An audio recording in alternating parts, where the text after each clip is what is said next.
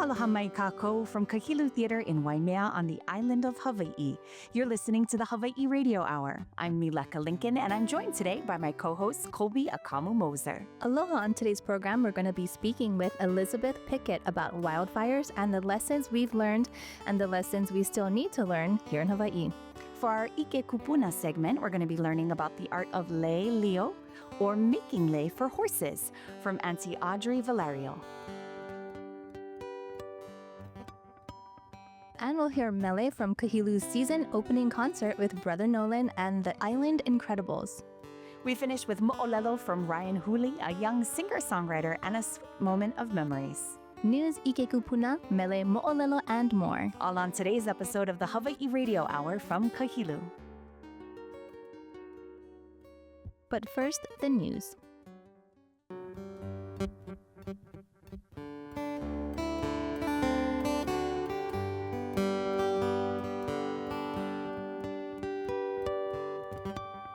Aloha from Kahilu Theater. I'm Mileka Lincoln, and I'm here with my co-host, Kolby Akamu Moser. Aloha, we're so glad to have you listening to us today. How are you, Mileka? I'm good. I was going to say, it's nice to be back on the airwaves. It's been a while. Sitting across from you, we took a little summer break, I would say. Yeah.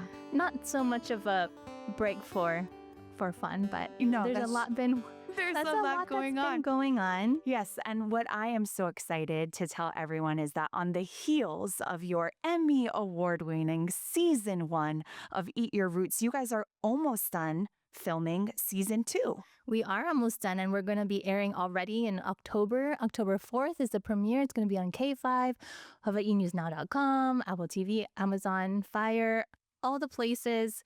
It's been busy. All the spaces. I believe it. I really should have said I've been taking a summer break while Kolby has been working very hard. And it's so exciting to know that you guys are going to get this chance at another season, because there was so much that was brought to the surface in terms of discussion and opportunity to talk and celebrate Hawaii food making, farming, what makes food, Hawaii food of a place. Oh, I know. It's the Kona coffee argument that you guys kind of got a chance to sort of pick through has become something that really took on a life of its own. I mean, we're learning. First of all, it's such an honor to be able to tell these stories of our farmers, our fishermen, our ranchers, people who are working from before the sun even comes up. They're working and they never get a day off. Yes, if you have summer break, a farmer or a fisherman, please hug or someone who makes your food, please go out and do so today. It's truly such an appreciation of, I think I've always had appreciation for farmers, but in this speaking with them and walking their farms with them and talking about the challenges that they're facing. I mean, so many challenges.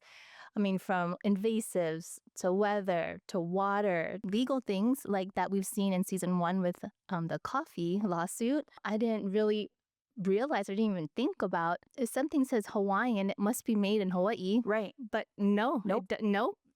And because of the kind of coverage that you guys did and the important conversations that come from the platform that was provided by a show like yours, now there's a standard, right? Moving forward, isn't that going to be going into effect soon? Oh, I believe it's next year. It needs to be 50% Kona coffee grown in Kona on the Big Island, or else you can't call it Kona coffee. And so that just led into other conversations about other things like macadamia nuts. You just assume that it's Hawaiian macadamia nuts, but sometimes they're imported, packaged here, sold as Hawaiian macadamia nuts.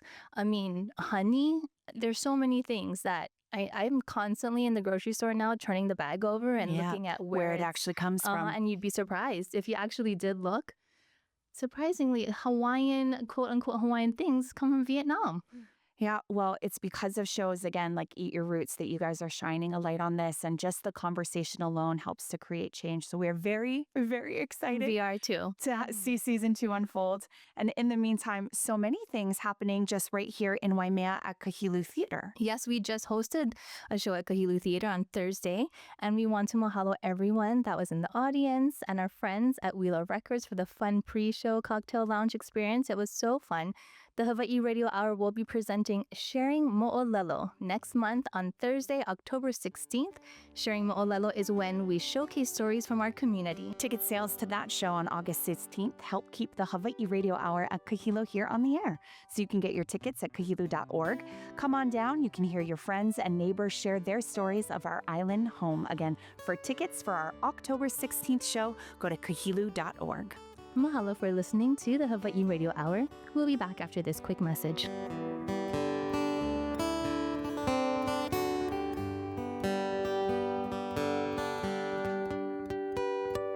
The Hawaiʻi Radio Hour has been made possible with the incredibly generous kākou of the Richard Smart Fund. The Richard Smart Fund supports healthcare, education, and charities in the Waimea area on Hawaii Island. In fact, the Richard Smart Fund is supporting a community summit on September 27th at Kanuoka'aina Charter School here in Waimea.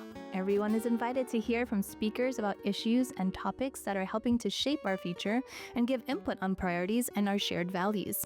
To learn more, please visit hawaiicommunityfoundation.org or waimeatown.org.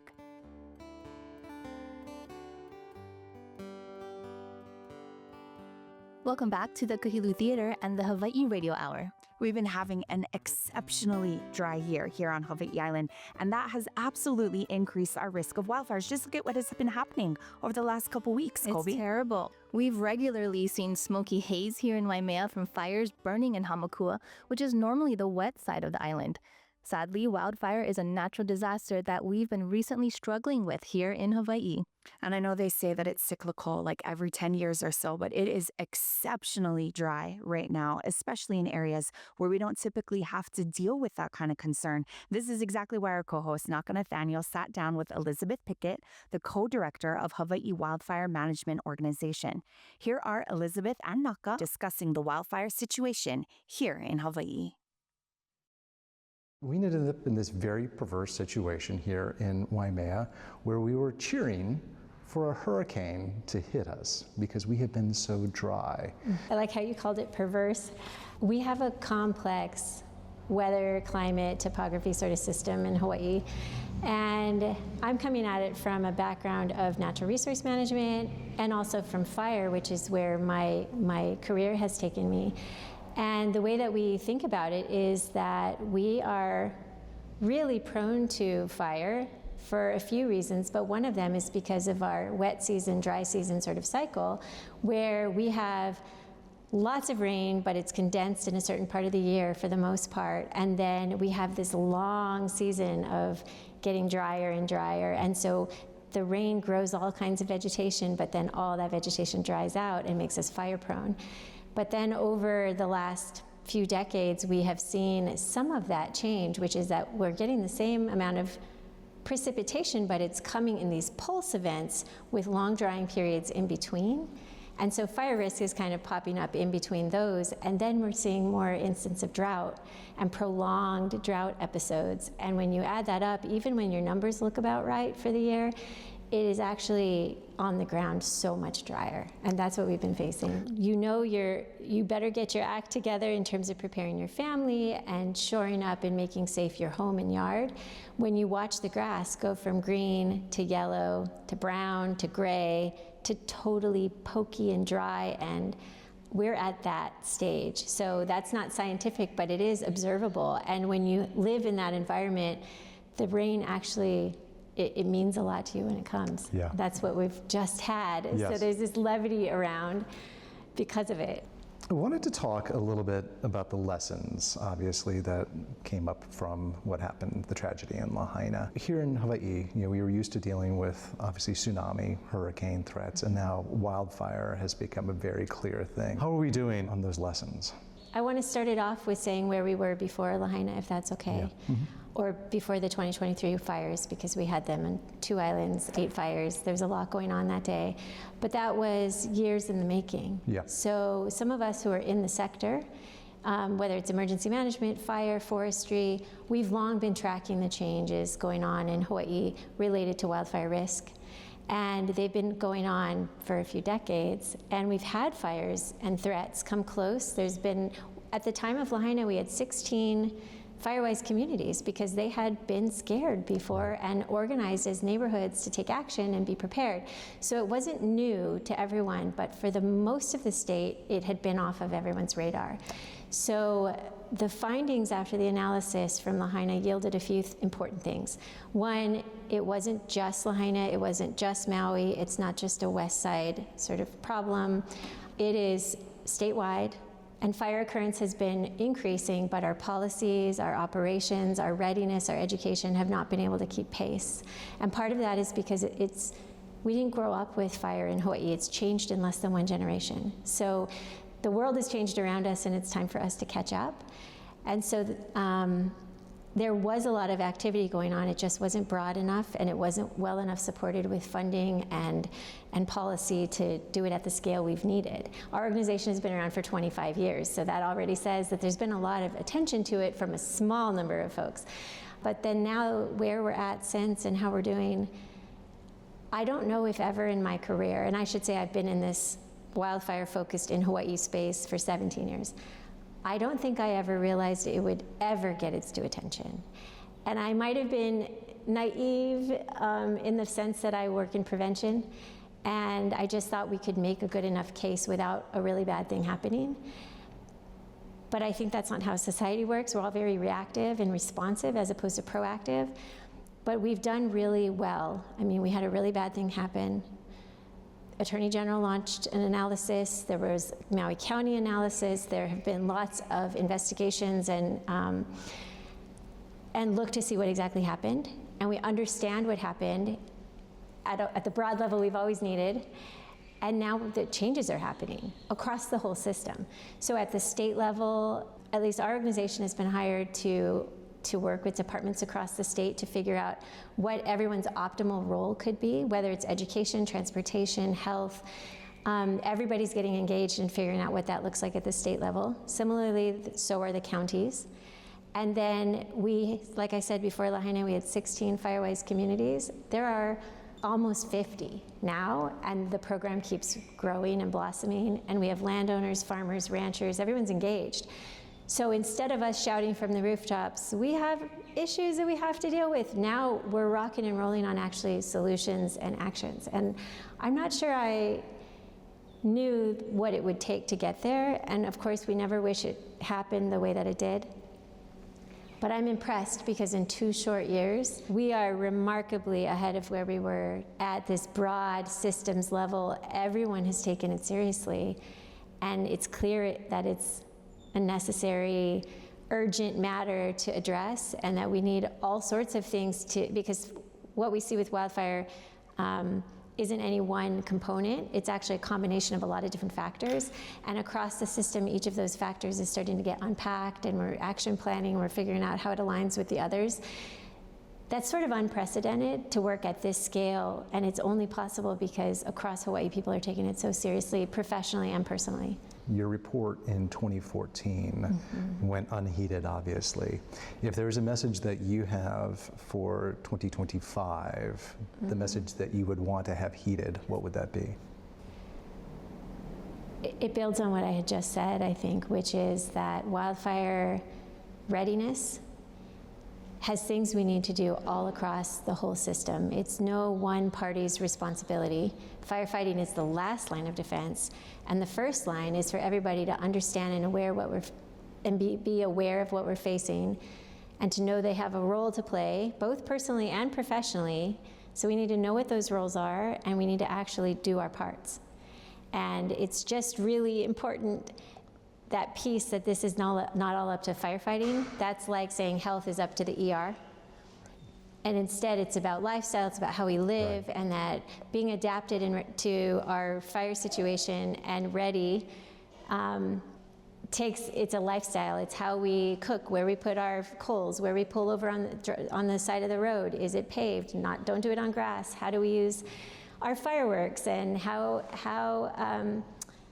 do we put out our campfires, and when and where do we weld and use hot work, and when do we not? I mean, it's like needs to be integrated into all of our daily life actions in terms of preventing ignitions, and then it needs to be built into our system of how we manage our land and water and how we build our communities and subdivisions.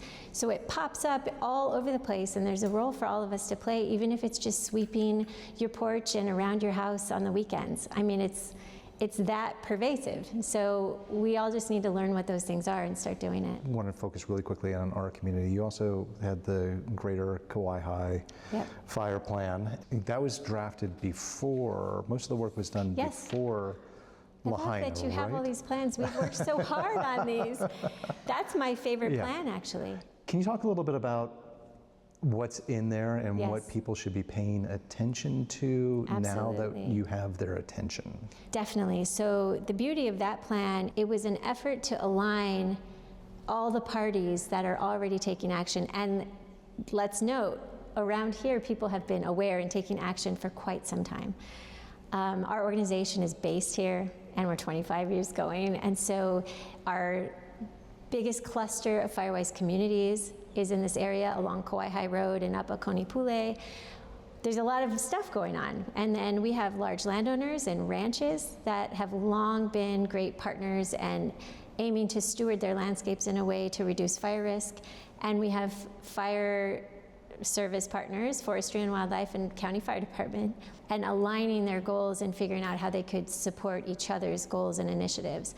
And so the plan, that plan that you're talking about for the Greater Kauai area is an attempt to do that, to identify and sort of highlight the good work and the next steps of each party, and then to find ways where we can have it be additive and build onto each other's and advocate for each other as we're doing it together so that it's coordinated. Right. So we've had a number of wildfires here in the last month. There was the fires, obviously, that have been going over on Hamakua.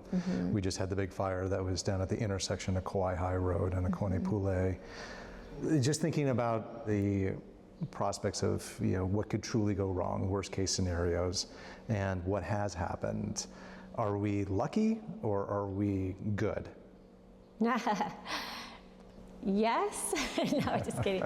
So I have gotten a lot of questions about, is it all about the vegetation maintenance and that's what we need to do?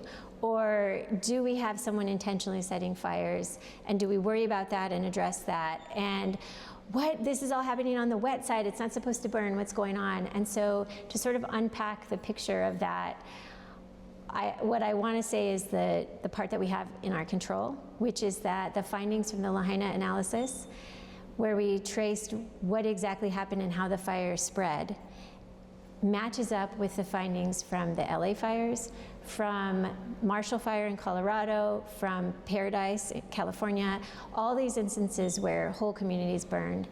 And in the end, of course, there's a lot of work to do. We prevent ignitions, we manage our landscapes, like I mentioned, but the most impactful place people have to take protective action is the 5-foot buffer around your structure and home. So that's what I'm using all of this to focus on, because there's a lot of things we're working on all across the bigger system and they all matter. But actually, whether your home burns or not, regardless of who said it and what kind of trees or grass or whatever's burning, or regardless of what your neighbor is doing on their property, what makes or breaks your home is what you have done or not done around that, from your outside wall to 5 feet out. And that is very empowering. And so I think we're good. We have an amazing fire department. They're very effective. We have landowners that are stepping up and trying to start with their mitigation activities. So all of that is worthy of discussing, but when it comes down to lives and safety, isn't that very hopeful that we can all deal with 5 feet? We just need to sweep and move combustibles away from our homes, and there's other things you can do. You can put on screens on your vents on the outside of your homes. You can make sure there's no bushes and leaves and stuff underneath windows, because when those burn, they crack the window and then let embers in. There's all these little tips and tricks, and they're all right within your control. So I just keep thinking, let's have the conversation about that, because we can all do that tonight or this weekend or whatever, while we also learn about the rest of the system and advocate and work on those things. But on that bigger part of the system, it's all happening, which is what I'm celebrating. But we have a lot of work to continue to do. Yeah, that's great that that it is something that is in an individual's control. I mean, that's the thing they say, right, about wildfire. It's the only natural disaster caused by man. Yeah. So coming back on the question from before about the messages that were heeded. This took something very dramatic for Hawaiʻi to make this change. Yes. Are there other things? We were talking before about community inertia. Just the what that means and how critical that is to implementing change. And where are we on the community inertia? That's my favorite part, because even though I'm celebrating the change that we're seeing at the government level, can we also just say government moves very slow? And so my enthusiasm for it has to do with the fact that it used to be 0.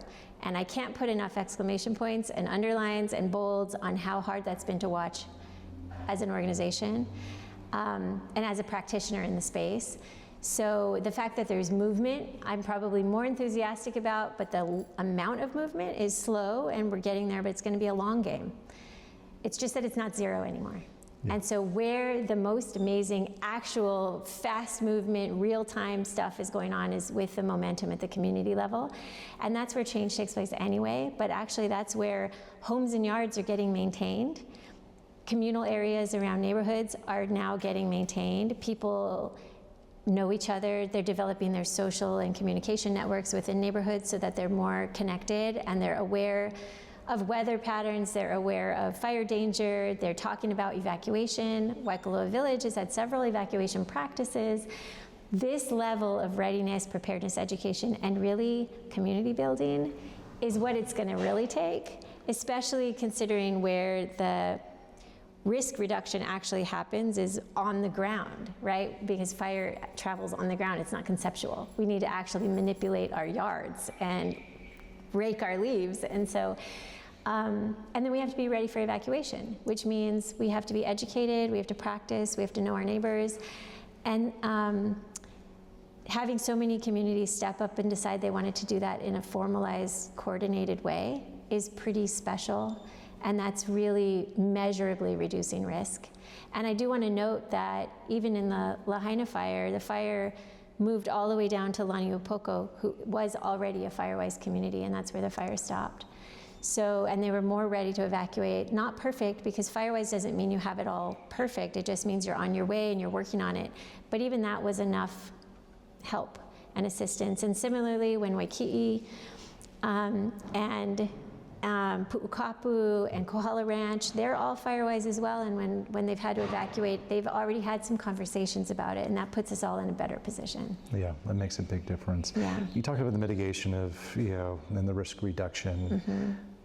If Hawaiʻi wanted to drop our risk profile by, let's just be very optimistic, say half, what would need to happen? Ooh, half. We're not going to go all the way. Oh, or half? maybe how about a quarter? Let's go with half. No, okay. We're going with half. All right. Okay, we would find a way, I don't know the how, but we would be managing our lands and not just land banking and sitting there, letting them sit there, be invaded by fire-prone grasses. We would be growing food, we would have active agriculture, we would do conservation and restoration and watershed protection on the landscape, and then we would have engaged communities that are managing their risk around their homes and yards. And with those two pieces, we'd probably even get it down to 10% risk. I mean, that would be the 90% question, but it's actually that simple. We know what needs to be done. We just have to figure out the levers to pull to get that built into how we do things. Well, thank you so much. We really appreciate you taking the time, and we appreciate, as residents of this community, the work that you're doing. It impacts all of us in our ohanas, so we can't thank you enough. Oh, thank you. And it takes a community, so I want to put the thank you right back out, because just as a single organization or person, we tried, we can't get it done. And the way that it's all getting done is everybody's stepping up and showing interest and learning and that's what it's going to take. So thank you so much for having me and highlighting this issue. Mahalo to Elizabeth Pickett for joining us on stage here at Kahilu. We'll be right back after this short break. You're listening to Hawaiʻi Radio Hour.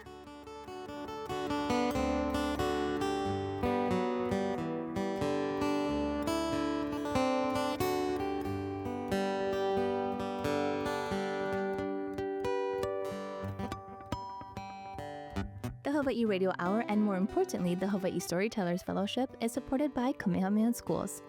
Kamehameha Schools has provided funding for the Hawaiʻi Storytellers Fellowship, a program that helps train, coach, and nurture Hawaiʻi's next generation of trusted storytellers. To learn more about Kamehameha Schools, please visit ksbe.edu.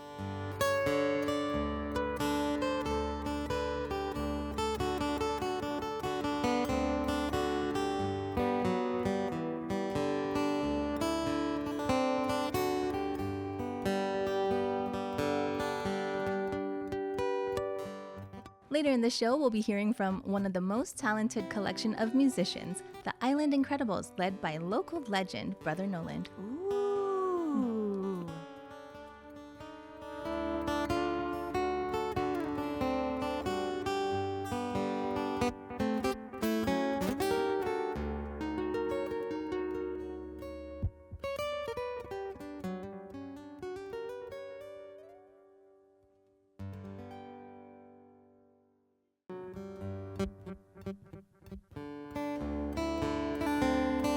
Welcome back to Hawaiʻi Radio Hour here at Kahilu Theater. All right, Kolby, how's your papale paniolo shaping up? Oh, it's makakau, ready to go. Oh, yeah.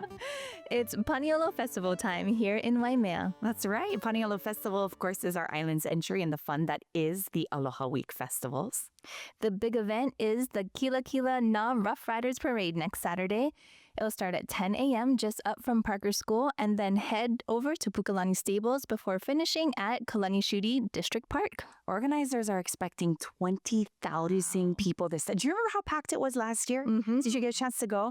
It was the first hurrah after quite some time, and it was so beautifully executed and just so well done. And so they're expecting it to be even crazier as word has spread. So the roads are going to be blocked. You need to get to where you want to be early, or better yet, saddle up and take in the sights. Can't wait.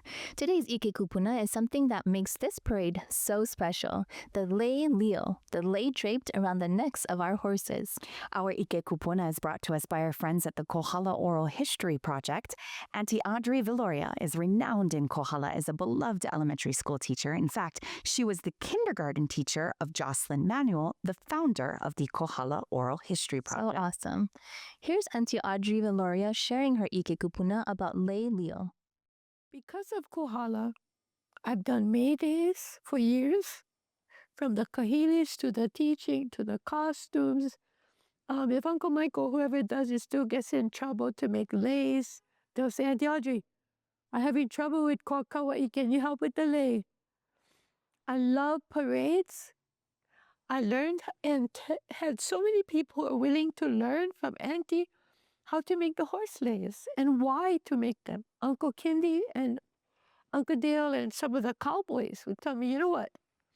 If the horse get all willy, because the choker is too tight, or because the food is out here, he gonna try eating, and he's gonna get choked, and he's gonna jump, and that rider is gonna have some hard time. So I started with burlap bag. You know the gunny sack?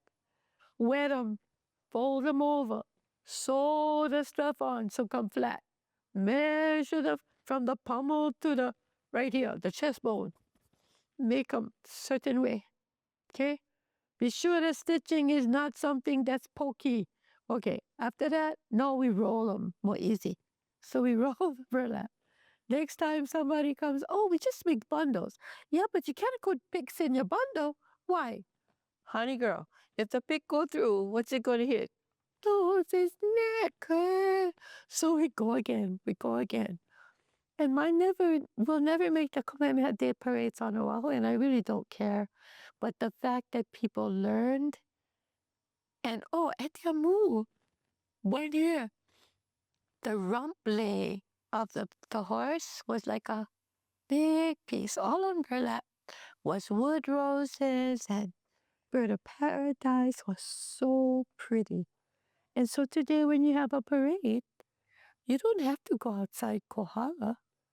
You have Aunty Nolly Sanson, she's a former hussy. You got Aunty Amu, the Chings, you got Aunty Audrey, if her hand's still going.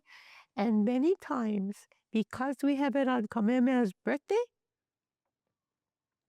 our people from Kona would say, our parade is on Saturday. Can we borrow your leis? Then our leis would go to Kona and be spruced up and go on their horses. Mahalo, Aunty Audrey, and mahalo to the Kohala Oral History Project for letting us share Aunty Audrey's story. The Kohala Oral History Project is a wonderful trove of stories of life in Kohala. And to find more, head to kohalaoralhistoryproject.org. And again, the Paniolo Parade is this coming Saturday, so we'll see you out there. We'll be right back.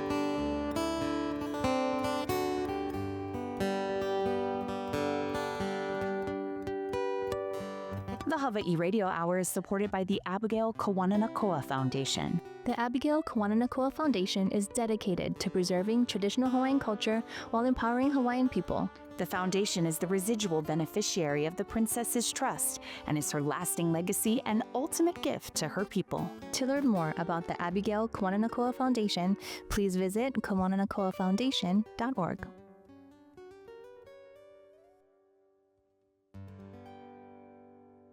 Welcome back to the Kahilu Theater in Waimea and Hawaiʻi Radio Hour. We are so grateful you're taking the time to listen to us.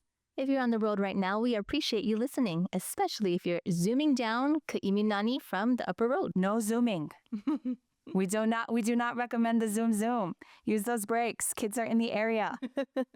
Anyway, Kahilu's season started with a rollicking show from Brother Noland and the Island Incredibles. The Island Incredibles are Hawaii's very own musical supergroup that brings together legendary artists and rising stars in a genre-defying concert that bridges generations and styles. The band builds upon the strengths of each of its members, melding musical mastery, alternative rhythms, funky grooves, and dynamics. I feel so blessed, all these guys that take care of me. Paul Buckley up there in the booth, and his crew, his team.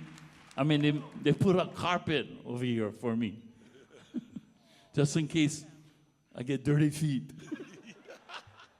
I don't know, but yeah, it's so happening to, play music for so long and then, sort of like get catered. But really, I'm just regular. So I see all you guys in KTA. Yeah, a normal, sometimes I'm in KTA and I like buy bananas too, right? And I like buy onions and garlic, right? So I stay inside there and some people like,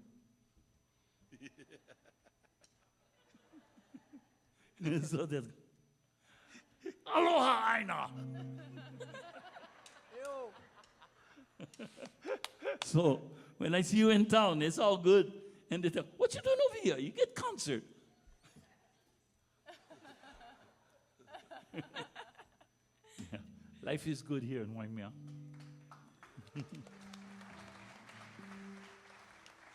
So nothing like doing the gig here too. It's so relaxed and moving.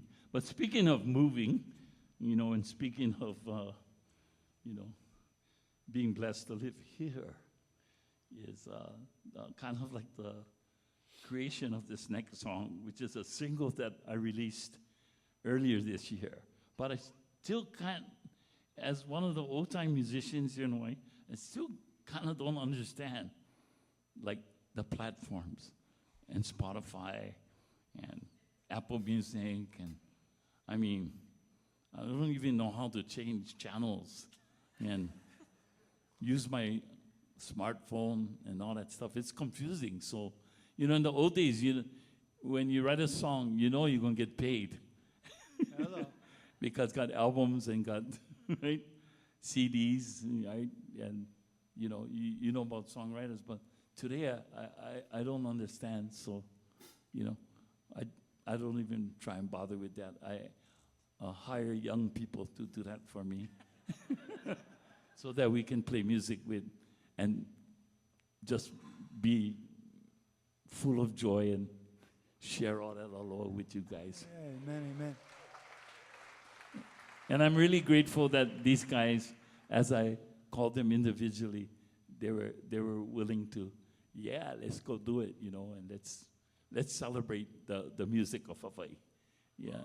And so this song is about, again, being marginalized a little bit. No, my song's gotta have a message, that's why, you know, not roses are red, violets are blue, you know. And this one is about being priced out of Hawaii, right? And I have two of my children, they live in the mainland too, and 5 of my grandkids live in the mainland too. And only have one grandchild that lives in Hawaii. And so she understands. And then the ones that are up there, when I go up to the mainland, full immersion program. It says tutu kanin time. Yeah, and they're gonna get full immersion, you know, from how for bite the hair in the eye, all the way to cutting smoked meat. Yeah, baby. Yeah, baby. So anyway, this song, it's a crazy song. We had a lot of fun playing it and creating off of it. And I hope you like it because this is about the 9th island. So just check out the words and the groove and have fun with it. It's in no way trying to like demean anything. Just have fun and be blessed. Yeah, it's called Las Vegas.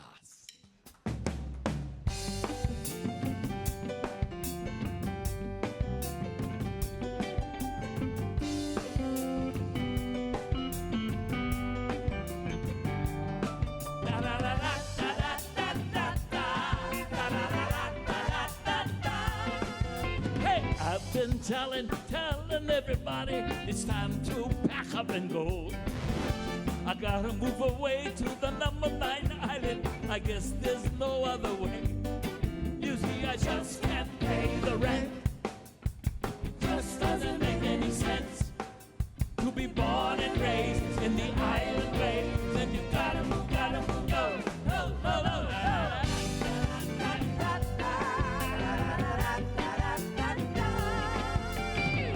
Can't do it in a world gone crazy. I've been working so hard. I gotta find a way, make it out of here. I guess there's no other way. I just can't pay the rent.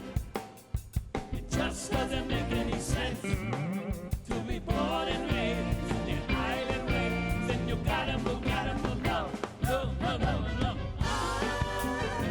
I gotta move to Las Vegas.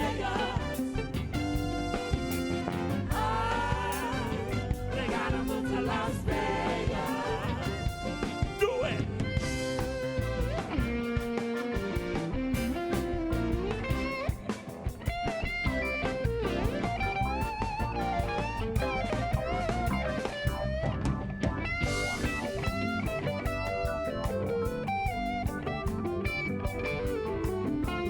No budget, zero in my balance, everything make me insane.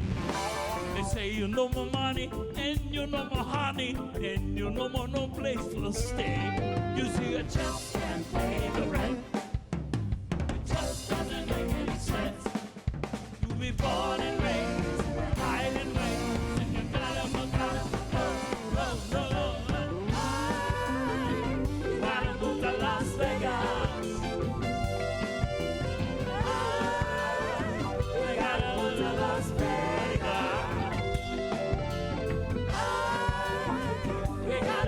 Las Vegas. We gotta move to Las Vegas.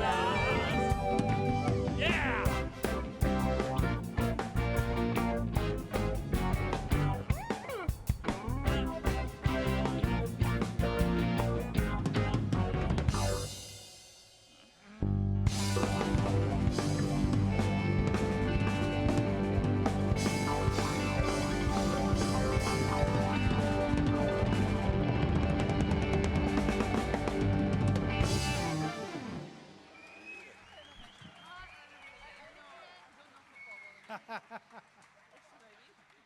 Again.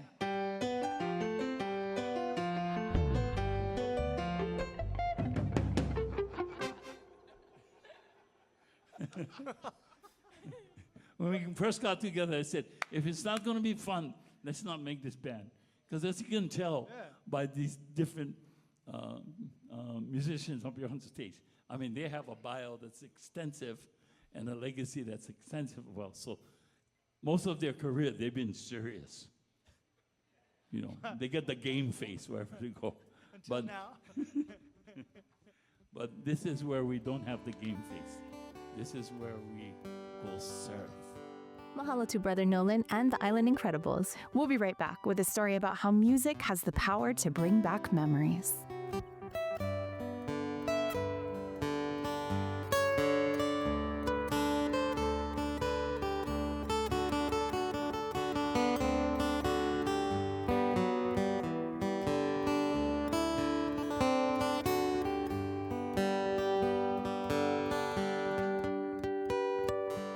Support for the ʻike, kūpuna, and moʻolelo portions of the Hawaiʻi Radio Hour comes from Kate Bell and Tom Blackburn of the Deviants from the Norm. Without deviation from the norm, progress is not possible. We'll return in just a moment.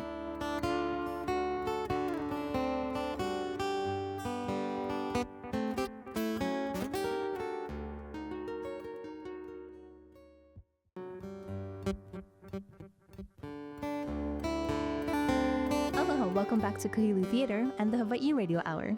Ryan Hooley is a singer-songwriter who grew up here in Waimea. He shared his moʻolelo on stage at Kahilu in front of a live audience during our in-person show at Kahilu's Open House Showcase. Here's Ryan Hooley. Thank you. I grew up right here in this town and spent many, many years of my life here at Kahilu, so it is beautiful to be here with you all today. I am known to ramble, so I'm just going to stick to the script here. Yes, I'm a musician, and being a musician is one of the greatest joys of my life. You know, nobody ever walks into a restaurant and goes, dang it, there's live music tonight. When done well, music can change lives. And it's been said time and time again that music is the universal language, and I can confirm that that is true. I played a lot of the hotels along the coast, and not too long ago, this family from Japan came up, and they spoke very little English, but he asked if I took requests, and I said, yeah, of course, what would you like? And he said, can you play my favorite song, Wonderwall? And that is every acoustic guitarist's like dream come true right there.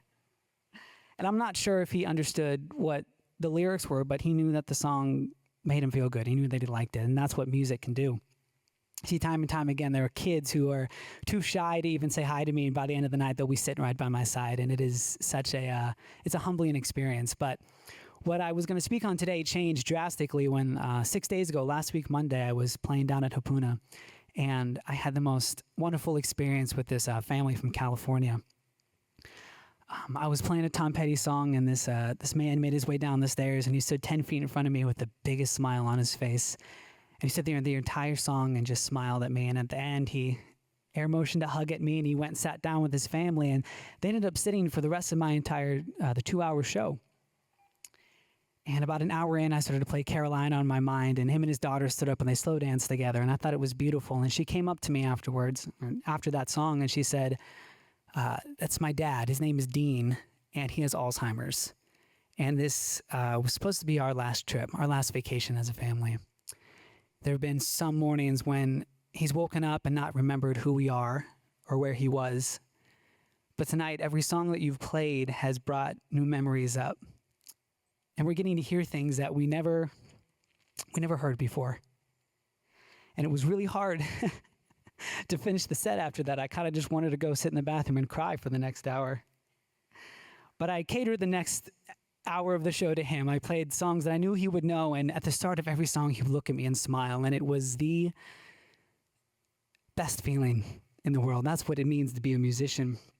And music and storytelling, they've always gone hand in hand, whether it's the story that's weaved into the lyrics or the story of how a song was created. Songwriting is storytelling. And there's a handful of songs in my life that I have some pretty vivid memories attached to. Being a musician, most people would assume that I had music surrounding me growing up, that there was no Connie Kapila on Sunday nights. There was no other musicians in my family, and we didn't listen to music on drives. But when my dad did play music, he was very intentional about it. And he would talk over the entire song because he wanted to share stories of what the song meant to him, or the first time he heard it, or how his parents were really upset because it had the parental guidance sticker on the CD when he bought it. And so from a very young age, I just had this feeling that music is intentional. There was one particular memory. He used to play this song all the time. I probably heard it over 100 times in my life. It's called The Wreck of the Edmund Fitzgerald, sung by Gordon Lightfoot. It's a 6.5-minute song that as a child felt like eternity. I hated every time he played it. It's a very sad song. It's about these crew members on the SS Edmund Fitzgerald in 1975. There were 29 of them who set out on Lake Ontario and their ship sank, and every single one of them passed away. And my dad used to play it all the time.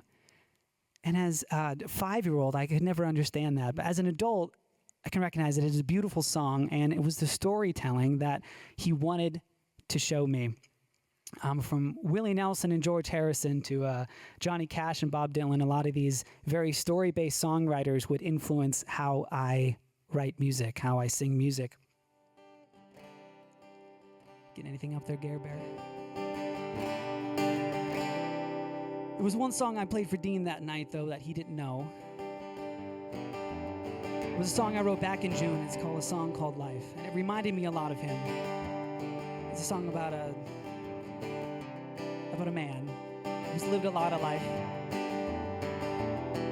and just has stories that he wants to share. So this is a song called Life.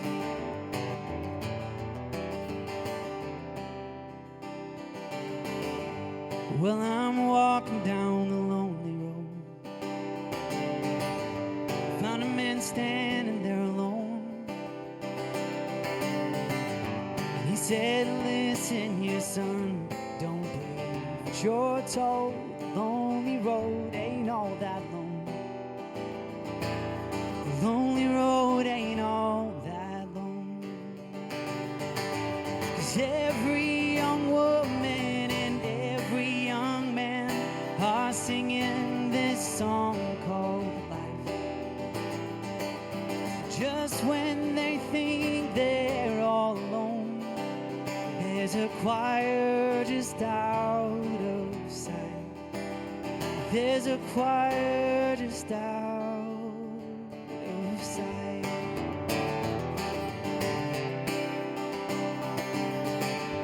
Rattle on about wars and lies. Now all his life he was taught to hide. Look at all the life he missed, playing house and politics, plagiarizing the times. Playing plagiarist of the times. 'Cause every young woman and every young man are singing this song called life. And just when they think they're all alone, there's a choir just out of sight. There's a choir just out.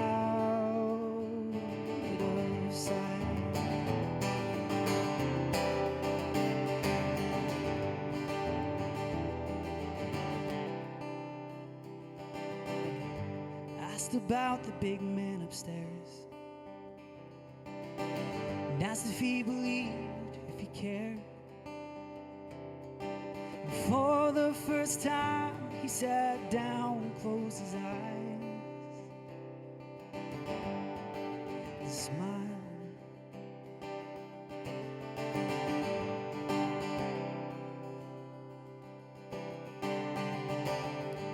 And after some time, a simple touch. In here, boy, I don't know much, but I know there's a God, and I know that he's good. If he's put up with me, then I probably should go sit down and have a chat. Might as well sit down and have a chat.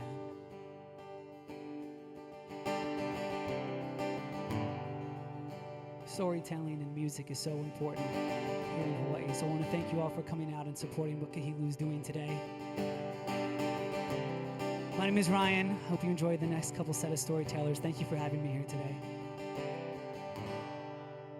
Mahalo for sharing your moʻolelo and mele with us, Ryan. More of Ryan's music can be found online by searching social media for @Ryan Hooley. We just had an in-person show at Kahilu last Thursday, but we are excited to share those stories in the coming weeks. We're also excited to share the news that we will hear more stories from our island home, recorded on stage in front of a live audience on October 16th. That's right, we'll be on stage at 7 p.m. with all of those stories showcasing our island home. So for details and tickets, please visit kahilu.org.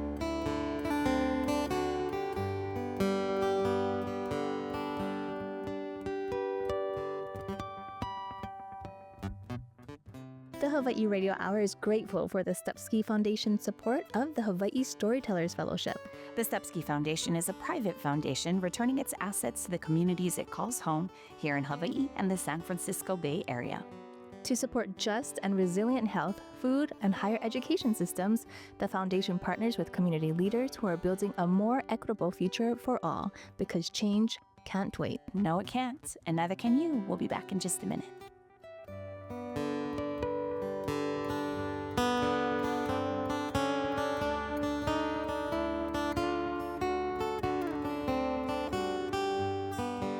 Be sure to follow us on social media at Hawaiʻi Radio Hour. Look for us on Instagram and YouTube. There you can find videos of our storytellers up on stage and all of our past episodes. And if you'd like to re-listen to the show, you can also find us by searching for Hawaiʻi Radio Hour on Spotify and other podcast outlets.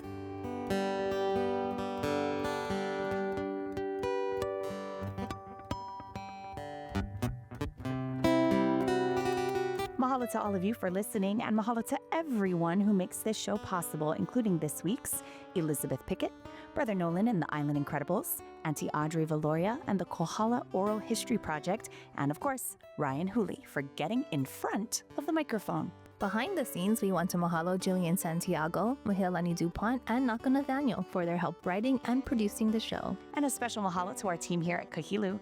There are so many great events on the calendar this season at Kahilu, and you can find them all at kahilu.org. Taiko drummer Kenny Endo will be here at Kahilu on September 19th. Fun! And if you're away from the islands but you don't want to miss out on the performances at Kahilu, you can find the shows on Kahilu TV. You can stream Brother Noland and the Island Incredibles. Go to kahilu.tv. We're also interested in hearing from you. Send us an email or voice memo to aloha@hawaiiradiohour.com. Again, that's aloha@hawaiiradiohour.com. Here on the show, we like to say e ho'olohe I ko kākou moku. Listen to our island home. Ai, e ho'olohe I ko kākou moku. Ahui ho and aloha.